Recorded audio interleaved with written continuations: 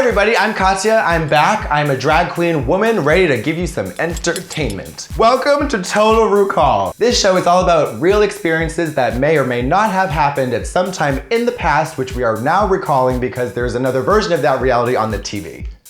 On the TV. I get that from Michelle Bent. Michelle was my last girlfriend. We dated. And she used to say TV, and I say TV, not TV. I was on RuPaul's Drag Race Season 7 a couple of years ago, and now I'm currently featured on RuPaul's Drag Race All-Stars 2. This is a recap show about my experience on that show. It's a RuCap show, because that's a pun with the word Ru, and we've chosen to call it Total RuCall because it's also a science fiction tie-in to the 1992 Paul Verhoeven film Total Recall. Memory recall. What do we know about the human memory? What do we know about the human consciousness? Very little! That mechanism is very faulty. It's like the electrical engineering in a Jaguar. Beautiful car, shitty electrical engineering. We are going to use the present in order to jump through the pool of the past.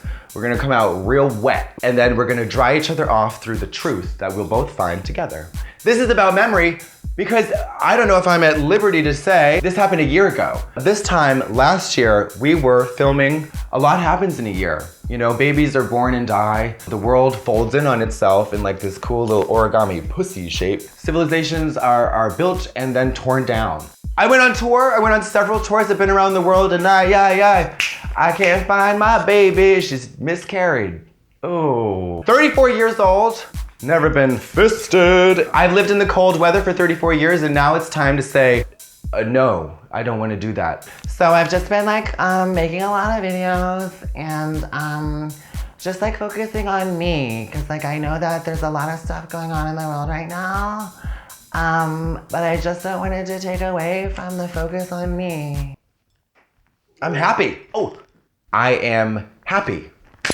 It's hard to remember something that was shot a year ago because, if anything, if filming Drag Race taught me one thing, it's that there are discrete chunks of psychological reality that you call on when you try to remember. There's the thing that took place, right? The objective truth of the reality of the situation, which is not even real because it's my perception of it anyways. And then there's from the ending of the filming until the airing, Spaceballs. You know when they literally comb the sand? They comb Spaceballs. They comb the fucking sand. You know how they take the expression and they make it literal? They have giant combs and they comb the beach. Dude, what's that to do with memory? Well, okay, you go back and you comb through your memory of each episode and you think about what happened. Then you're in preparation of the confrontation of the product of that reality. It comes battling, jousting, if you will, against what you have chosen to focus on all those months. So you come to the show with your own show, and then those shows duke it out, and then they kill each other, and then through the dust and the wreckage and the blood and the guts, you know, maybe your booking fee's gone up a little, maybe not. It's sad. They don't call it a reality show for nothing, Avi. Reality sucks. So let's just get right in it. Like, yeah, listen, I love a recap show. You love a recap show. What's better than a recap show? A RuCap show done by a Ru girl. This is about a real woman in real life. And you know, it's about TV, which is fake. So let's get into the first episode.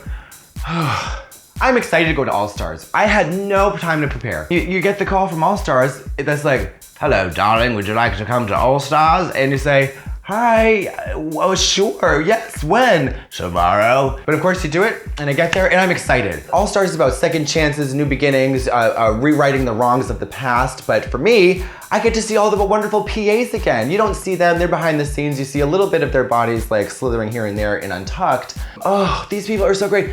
Ellen, let me try to remember their names before I struggle to do it on camera. We had Ellen, Katie, and Erica. Ellen, Katie, Erica, head talent wrangler, and then Monique!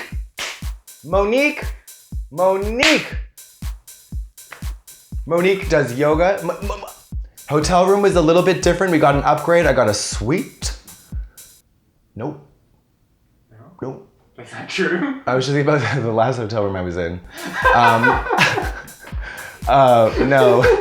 When you go to a lot of hotels, if you're Japanese, you know exactly what I'm talking about. And you remember the room number. It's always, you always have a room number dangling in your short-term memory. And then when you check into a new hotel, that memory gets scrubbed. So every time I'm on a Drag Race reality television show, the memory of the previous experience gets scrubbed. I had one of those L sofas. You lay down, nap on one L, on one bar, and then you do your I couldn't help but wonder, kind of tapping on the laptop at the other. And then if you need to read, you gotta sit.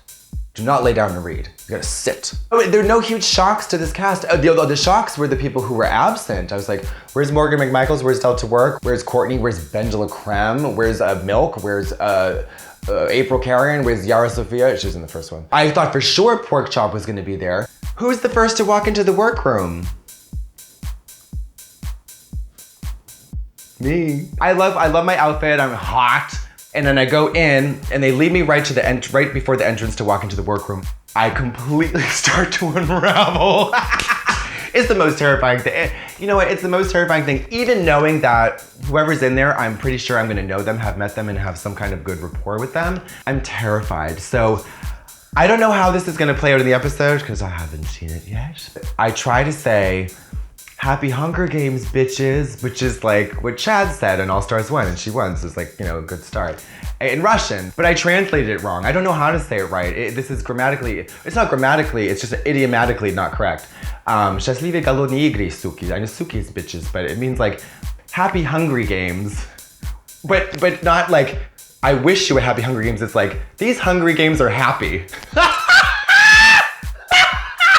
These Hungry Games, girl. Oh, y'all want some Hungry Games? Let's get happy. So I just start peeing. Just start squirting that pee everywhere. I haven't peed all of, it's like probably August 5th around this point. I haven't peed since July 30th. We set up for the reading challenge, mini challenge.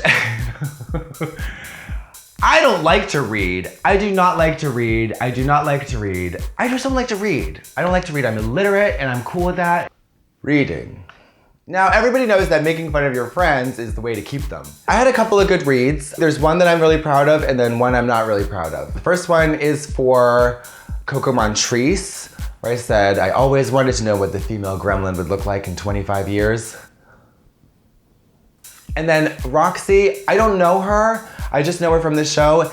And I kind of hit her below the belt. I feel like, I later, right immediately, I said, listen, I'm so sorry, we just met, and if that was too much, I really want to apologize. And she said, that's fine. I said, you know, Roxy, we've only just met, but I actually think about you every day, especially in the morning at the bus stop. It's bad. It's not funny. It's not funny. It's not funny. I don't think anybody had even one good read for me. Tatiana paid me a compliment. Coco Montrese, her read to me is something like this. She says this either to Alaska or to me. I think she said it to Alaska. Alaska, you can see Katya from your house. Like, what? What? A bizarre Sarah Palin reference? That's not a read on anybody? Maybe besides you, because it's so bizarre. Oh, everybody loves a little hot cocoa. Main challenge. The RuPaul's Drag Race All Stars All Talent show. Alaska won the mini challenge, so she gets to do the lineup. And it all seems very fair. She's programming it like a show, so there's no like strategy. It's just like who's doing what and what's logical to put where. Tatiana, you are gonna die. You're gonna die. You're gonna die. I asked Tatiana, I was like, what are you doing? And I can't really get a straight answer out of her. And I'm like, something kind of spoken word, some kind of, I was like, okay. I'm like, this is gonna be awful. That fucking bitch comes out, and first of all, she says, this piece is called, this piece, see me with them hands. I mean, I had never pegged Tatiana to have this sophisticated level of humor to kind of go out on stage, to have the balls and the courage to go out on stage and do a 90s movie beatnik throwback theatrical spoken word. And it was so sexy and it was so funny, it was so spot on and so out of nowhere. I was like, she snatched my wig off. This is the perfect way for everybody to showcase something that they do that contributes to their uniqueness. Who has given me my cunt? God? Maybe. Well, what do I do that Maybe not a lot of the other girls do. I can't do a lot of acrobatics because I'm 34. So I go for it. I'm super fucking nervous. This routine is gonna be really risky. Not only am I still a very heavy smoker, I'm totally out of shape. So I come up with this routine, and here's the problem though. Here's what I'm worried about. I have to rehearse it a lot. The more I rehearse it, the more exhausted I get, and then the more sore I get the next day. I go out on the main stage to do it. I take off my Russian tracksuit, looking very Brigitte Nielsen, Rocky IV, and my little dance buttons and a white scrunchie, if you clocked it. I take off my tracksuit to reveal a full body suit underneath it, not a leotard. There's pants underneath the pants. No corset, so looking a little, rubbery around the middle. But so I go over to the corner and I hit my straddle press. I'm so excited. I hit it, and I did my split, helicopter split, and then I go, that's very Cirque du Soleil. When you get up you hit your pose, then you go. I'm supposed to do I have a straight leg pike press up, and then a little half lotus press up. And I didn't do either. I had completely run out of juice. How much are they gonna show of that? That was 2 full minutes. They'll probably cut it down to nothing. They could humiliate me. Okay, moving on. So I was thrilled to be safe. Me, Alyssa, and Detox are safe, and we retreat to the back, but we hear the deliberations. That's the interesting thing. We're there on the main stage to hear the judges' critiques. Usually we're sent to Untucked. This is where shit gets fucking real. The judges lay into the contestants. I mean, first they come for a door and then a window, get it? They just rip her to shreds. And there's of course what happened, my memory of it, the TV show, and then the truth. I was like, Adore did great. Adore is saying the most beautiful song, and she looks super cute. The standards to which they hold Adore are so high because they take into account her mega stardom. They ripped her to pieces and then braided those pieces into a big long whip and then whipped her bones with that bone whip. And I was just like, girl, thank God we're safe. They would have come for my white scrunchie. I know they would have. I wore ballet flats and I thought it was unfair. I thought it was bullying, to be honest. I thought she was bullied. I thought she was bullied on stage. And I don't know how much they're gonna play out, or they could splice in words that I said and have me up on the table bullying her. I didn't do it, and I won't, and I didn't, even if I remember it. It was fun. So who's in the bottom?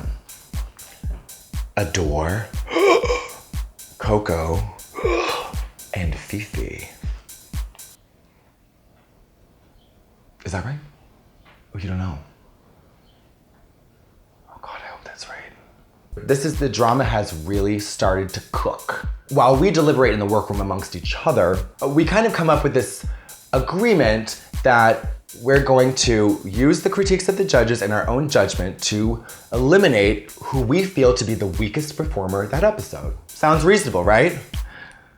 I think the thing on everybody's mind is this concept of redemption. Who is going into this competition with an agenda other than the obvious one, which is to win? That's what we have to look out for. Who is going into this competition with an agenda? Who is looking for, in addition to the $100,000, who is looking for redemption? It's gonna be fast, furious, action-packed. That's all we got for today. Join me next week where we will examine how Quato can carve his way into your stomach.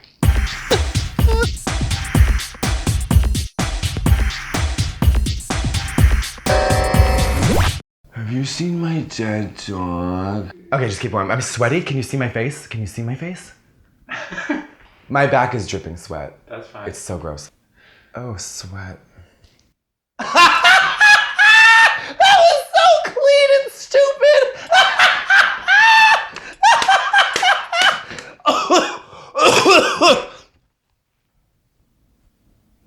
Okay. I'm so hot, I have to leave the room.